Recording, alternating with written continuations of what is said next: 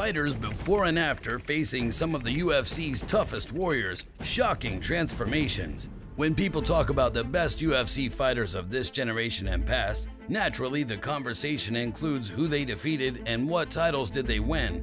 But something else that gets the brain buzzing of any hardcore fan is recalling the one-sided victories and beatdowns the legends recorded, especially when their opponent was left a bloodied and mangled mess or never really hit their stride in the octagon again. Yeah, sure, it may not be something folks who don't care for combat sports want to hear, but we're just being honest here, right? Right?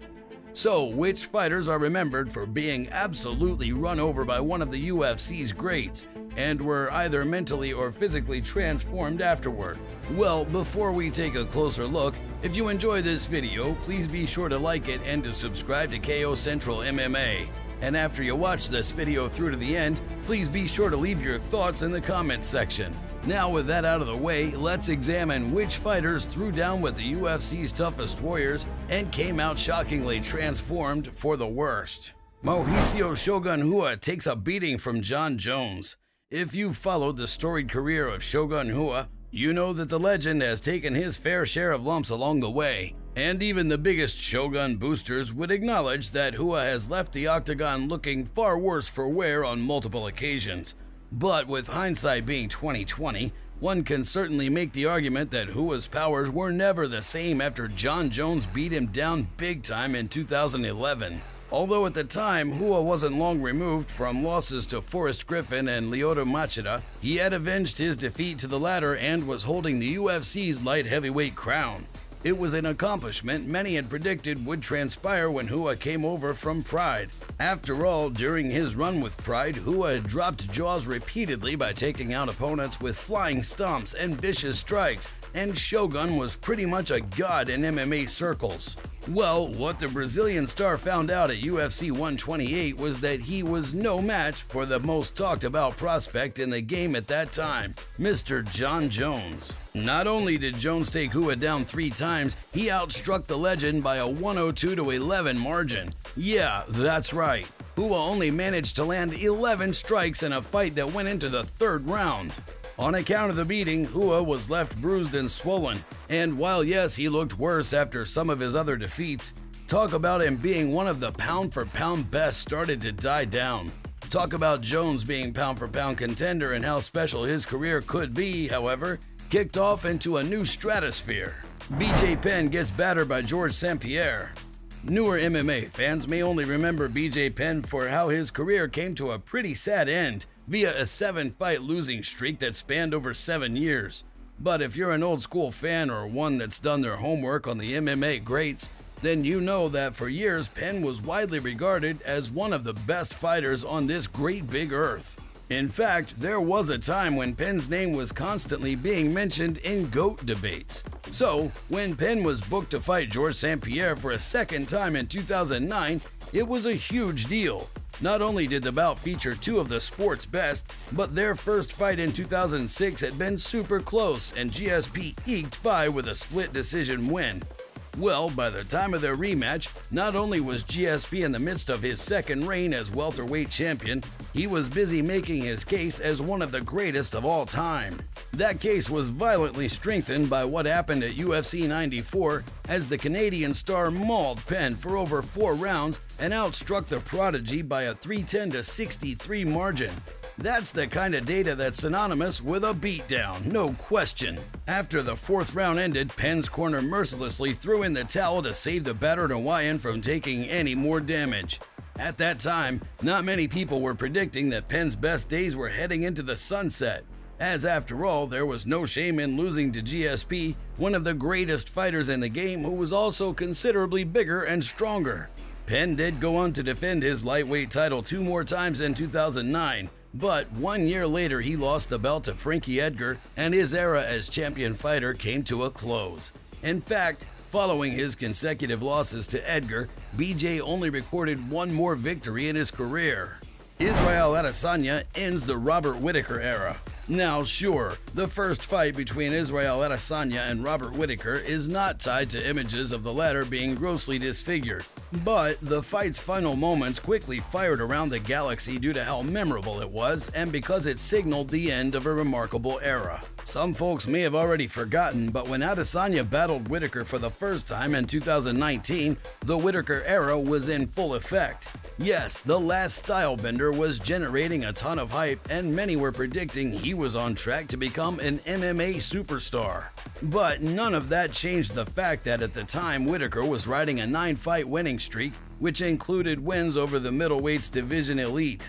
On account of Whittaker's run, which had seen him defeat Jacare Souza, Derek Brunson, and Yoel Romero not once but twice, the champ was making his case as one of the all-time greats. So, as UFC 271 neared, there was lots of talk about whether Whittaker would be the one to hand Adesanya his first loss in MMA.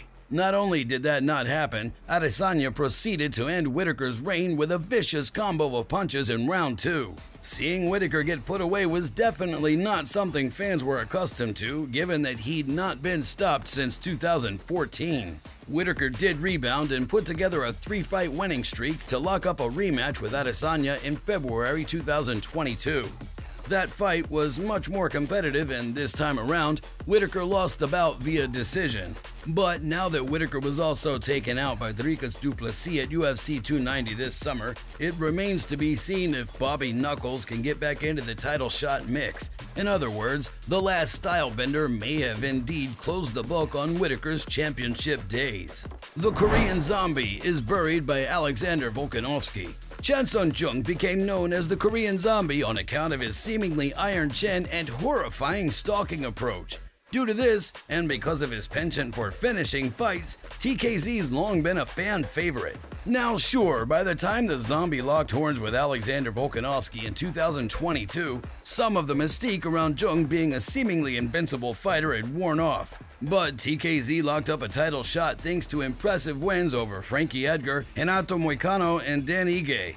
He'd also gone to war with Yair Rodriguez and appeared moments from winning the fight until the future interim champ scored one of the most awe-inspiring and unexpected knockouts in MMA history. So, cutting to the chase, a lot of folks wondered how Volkanovski would deal with the pressuring style of the Zombie and whether the Korean star might give the featherweight king some trouble. Yeah, that didn't turn out to be the case. It was clear from the get-go that Volk was the quicker fighter and that the Zombie was in for a long night. If that's possible when you're undead, of course. Volkanovski proceeded to punish Chung throughout the first 3 rounds, and thankfully for the latter's brain, the fight was called in round 4. The champion had outstruck Chung by a 152-51 margin, and that was pretty evident on the face of the Zombie.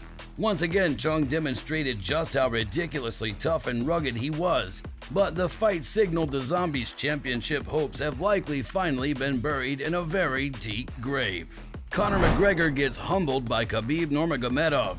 Finally, we've arrived at the biggest fight in UFC history, and a bout that for decades to come will likely be viewed as the end of the line for Conor McGregor being an elite power in MMA. After Khabib Nurmagomedov won the UFC's lightweight title in April 2018, buzz about the possibility of him fighting McGregor reached new heights.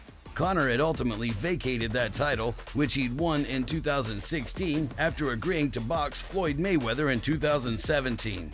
Although McGregor lost the bout to Mayweather, his fan base remained massive and he was still widely regarded as one of the best MMA fighters on earth. McGregor had needed less than 3 rounds to put away Eddie Alvarez and take the lightweight belt, and he had avenged his submission loss to Nate Diaz with a follow-up victory in 2016.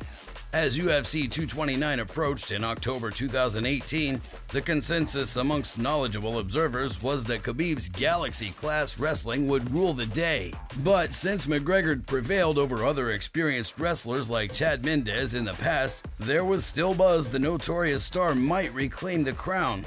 After all, McGregor and his booming left hand had wrecked several elite fighters to date. Just ask Jose Aldo. As many had predicted would be the case, Khabib's smashing machine proved to be way too much for McGregor. Nurmagomedov took the feared striker down several times and pounded away from the top. Further, in Khabib fashion, the Dagestani star could be heard talking and taunting McGregor, moments that were no doubt humiliating for the brash fighter. McGregor did have some notable moments in the fight, but they were few and far between.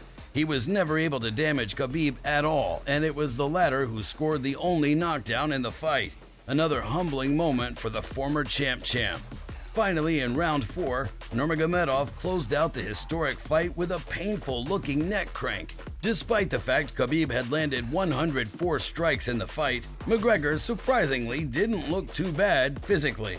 But it was still abundantly clear by the look on McGregor's face just how massive of a defeat he had just incurred. Yes, even if he was dealing with a foot injury and hitting the sauce hard during his training camp for the fight. Ultimately, McGregor did not return to the cage until January 2020 for a fight with Donald Cerrone. The decision to face Cerrone at the time was a hot topic of conversation, as even back then there was talk about Cowboy being far past his prime. Fast forward to 2023, and it's really not clear what the future holds for McGregor. He's coming off back-to-back losses to Dustin Poirier and a devastating leg injury. Is it possible the 35-year-old could make another title run? Maybe, but it seems more likely that Conor's epic loss to Khabib will always be synonymous with the end of the Notorious era. But what do you think? Which fighters were never the same after facing the UFC's toughest warriors? And just a reminder, if you enjoyed this video, please make sure to like it and to subscribe to KO Central MMA.